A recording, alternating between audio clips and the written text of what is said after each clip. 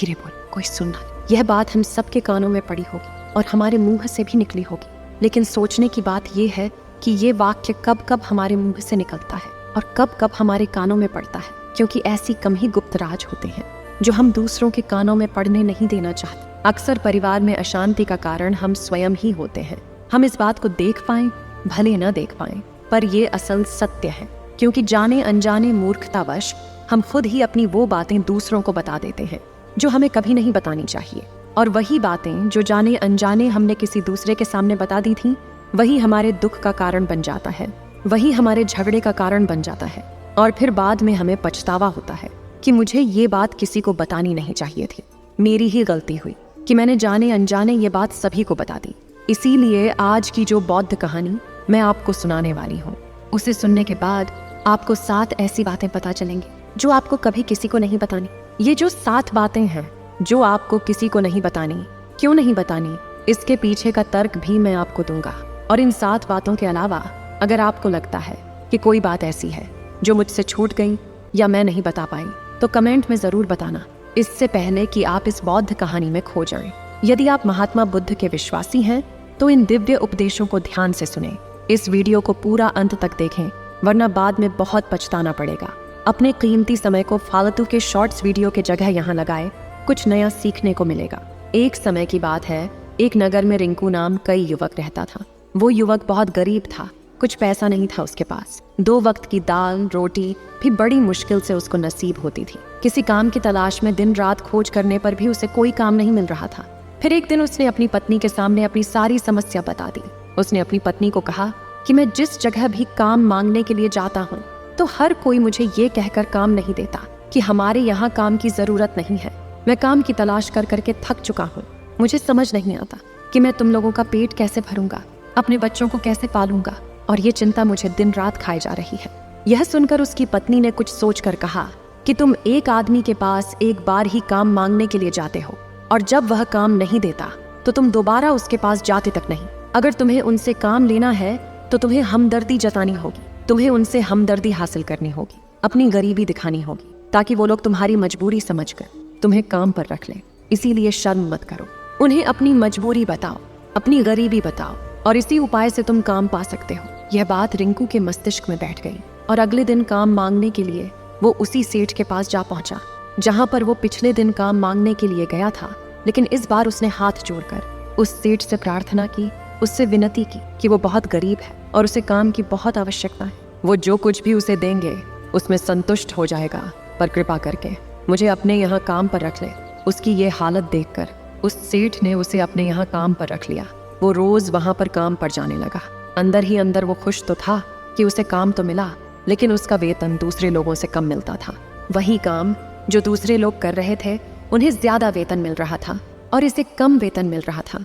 जब इस बारे में उसने अपने सेठ से कहा तो सेठ ने कहा कि देखो भाई, तुम्हें काम की जरूरत थी, मैंने तुम्हें काम दिया, मेरा धन्यवाद करने की बजाय तुम मुझसे शिकायत कर रहे हो, ये कैसी भलमनसाहत है। यह सुनकर रिंकू वहीं पर चुप हो गया।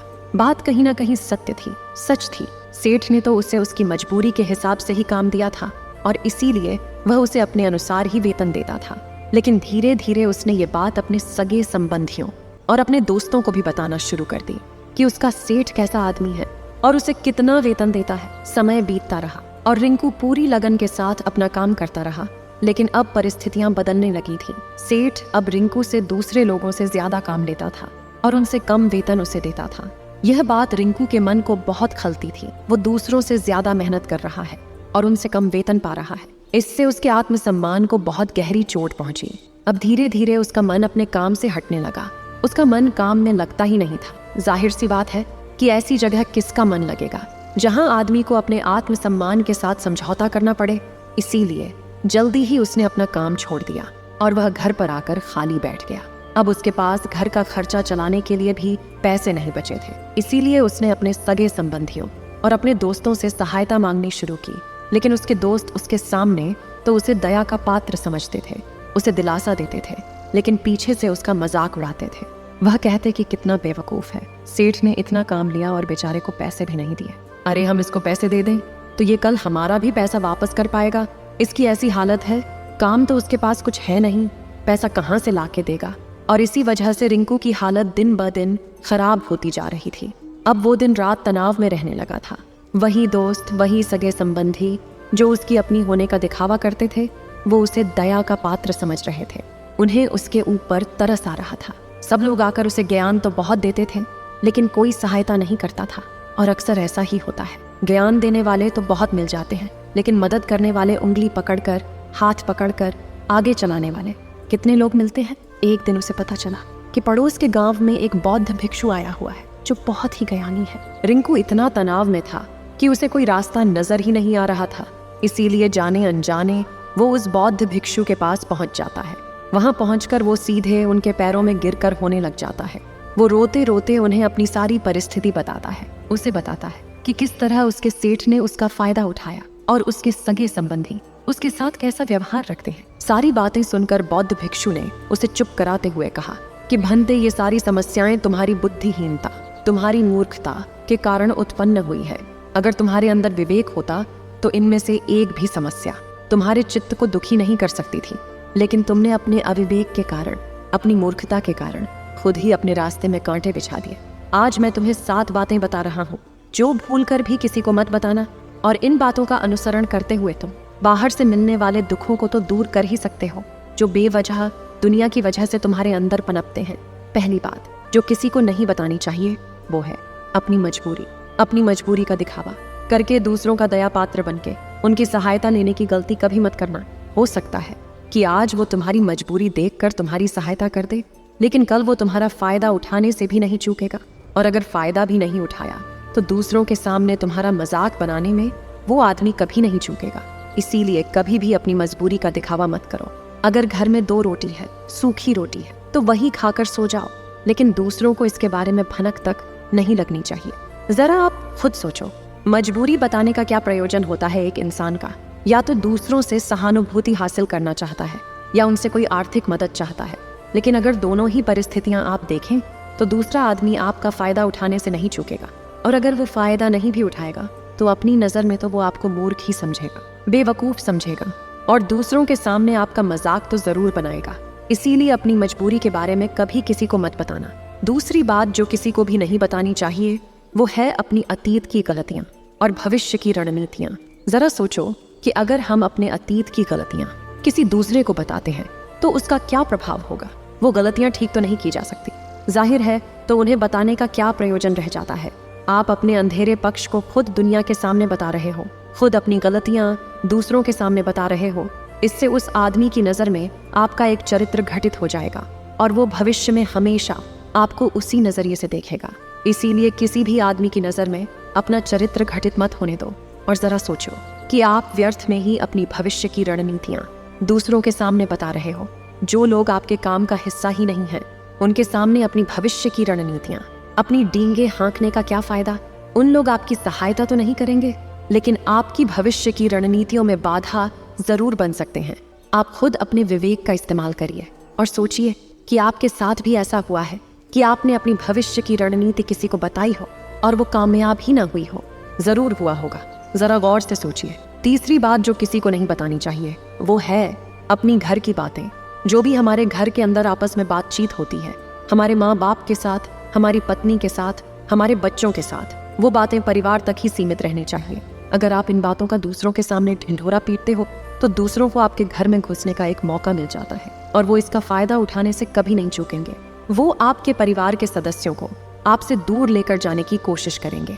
अक्सर ऐसा होता है, हम समाज में देखते हैं कि हम अपने घर के झगड़ों को कम करने के लिए उन झगड़ों को अपने पड़ोसियों और दूसरे सगे संबंधियों को बता देते हैं, लेकिन इससे आपको सहायता कभी नहीं मिली होगी, बल्कि आपके घर की लड़ाई झगड़े और ज्यादा बढ़ गए होंगे, और ये जाहिर है वो बढ़ेंगे। अगर आप अपने माँ बाप की बात दूसरों को बताएंगे तो आपके माँ बाप को बुरा ही लगेगा कि हमारा बेटा हमसे बताए बगैर दूसरों को ये बातें बता रहा है। इसीलिए अपने घर की बातें और अपने घर के लड़ाई झगड़े किसी के सामने मत बताना। अगली बात जो मैं आपको बताने जा रही हूँ, जो किसी को नहीं बतानी चाहिए, वो सुनने पर बहुत अजीब लग सकती है, लेकिन उसका सत्य भी मैं आपको एक तर्क के माध्यम से दूंगा। मैं कहती हूँ कि अपनी आमदनी किसी को मत बताना। अब अपनी आमदनी न बताने के पीछे क्या प्रयोजन हो सकता है? जरा सोचिए कि आप अपनी आमदनी अपने दोस्तों को बता देते हैं तो जब आपके दोस्तों को ज़रूरत पड़ेगी तो वो सिर्फ आपको ही याद करेंगे, क्योंकि उनको पता है कि अगर आपकी आमदनी ज़्यादा अच्छी है तो आप ही उनकी मदद कर सकते हैं, और इसीलिए ज़्यादा लोग आपसे सहायता मांगेंगे। और जब आप उनकी सहायता नहीं करेंगे तो वो सोचेंगे कि इस आदमी के पास पैसे हैं, मेरी सहायता कर सकता है, लेकिन ये सहायता कर नहीं रहा है, और इसीलिए आपकी आमदनी आप दोनों दोस्तों के बीच एक झगड़े का कारण हो सकती है। कम आमदनी होगी तो लोग मजाक उड़ाएंगे, और ज्यादा होगी तो सहायता मांगेंगे, तो अपनी आमदनी बताने का कोई प्रयोजन नहीं है। अगली बात जो मैं आपको बताने वाली हूँ उसे अपनी गांठ बांध लेना, और किसी को ये बात मत बताना, अपनी कमजोरियां और अपनी ताकत। अक्सर इंसान को पता नहीं होता है कि उसकी कमजोरी या उसकी ताकत क्या है, लेकिन अगर आपको अपनी कमजोरी और अपनी ताकत पता है तो पहली बात तो आप बहुत ही बुद्धिमान आदमी हैं, और दूसरी बात कि आपको ये बातें किसी से साझा नहीं करनी है, क्योंकि अगर आपकी कमजोरियां दूसरों को पता चल गईं तो आपकी कमजोरियों का फायदा उठाएंगे, और अगर आपकी ताकत पता चल गई तो वही ताकत आपकी कमजोरी बन जाएगी, क्योंकि वो ताकत दूसरे आदमी को पता है, और वो ताकत की कार्ड भी ढूंढ ही लेगा। अपनी कमजोरी और अपनी ताकत अपनी पत्नी या अपने पति को भी नहीं बतानी चाहिए, क्योंकि इसके बाद आपको घर में उनसे हमेशा दुब के रहना पड़ेगा। अगली बात जो किसी को नहीं बतानी चाहिए वो है अपने मित्र और अपने शत्रु। आप अपने मित्रों के बारे में अगर दूसरे लोगों को बताएंगे तो वो आपके मित्रों के साथ अपनी घनिष्ठता बनाकर आपको धोखा दिलवा सकते हैं। आपके गहरे मित्रों को आपसे दूर करने का प्रयास कर सकते हैं। अक्सर आम आदमी ऐसा नहीं करता, लेकिन आपके दुश्मन ऐसा करने की कोशिश कर सकते हैं। और दूसरी तरफ आपके शत्रु का भी किसी को नहीं पता लगना चाहिए, क्योंकि आज जो आपका मित्र है अगर कल वो आपका दुश्मन हो गया तो वो आपके दुश्मन के साथ ही मिलकर आपको परास्त कर सकता है, आपको धोखा दे सकता है। इसीलिए अपने सबसे अच्छे दोस्तों को भी अपने दुश्मन के बारे में कभी मत बताना। अगली और आखिरी बात कहना चाहती हूँ कि जब तुम दान करते हो तो दान के बारे में भी किसी को मत बताना, नहीं तो दान करना व्यर्थ हो जाता है, बेकार हो जाता है। जब आप अपने दान का ढिंढोरा पीटते हो तो आप ये बता रहे हो कि मैं कितना बड़ा दानी पुरुष हूँ, और ये आपके अंदर एक अहंकार निर्मित करेगा। इसीलिए दान गुप्त रूप से किया जाए, उतना ही अच्छा होता है, उतना ही फलदायी होता है। जब आपका बायां हाथ दान कर रहा हो तो दाएं हाथ को बिना पता चले कि बायां हाथ दान कर रहा है। ये 7 बातें जो बौद्ध भिक्षुओं ने रिंकू को बताई, इनमें संसार के सभी सिद्धांत छिपे हुए हैं। इन बातों का अनुसरण करते हुए आप अपने घर में सुख शांति बना सकते हैं और घर के झगड़े हमेशा के लिए दूर कर सकते हैं। आप इन बातों के बारे में अपने विवेक से भी सोचेंगे तो आपको ये बातें सच मालूम पड़ेगी। और हमारा कहानी सुनाने का मकसद यही है कि आपका विवेक जागृत हो। आप खुद उन बातों के बारे में सोचें जो हम आपको बता रहे हैं, और अगर हम गलत हैं तो आप कमेंट में वो बात जरूर बताएं जिस पर हम गलत हैं। उम्मीद है आप सभी को यह वीडियो अच्छी लगी होगी। अगर आप बुद्ध के सच्चे विश्वासी हैं तो चैनल को सब्सक्राइब और वीडियो को लाइक करके कमेंट में नमो बुद्धा लिख दीजिए।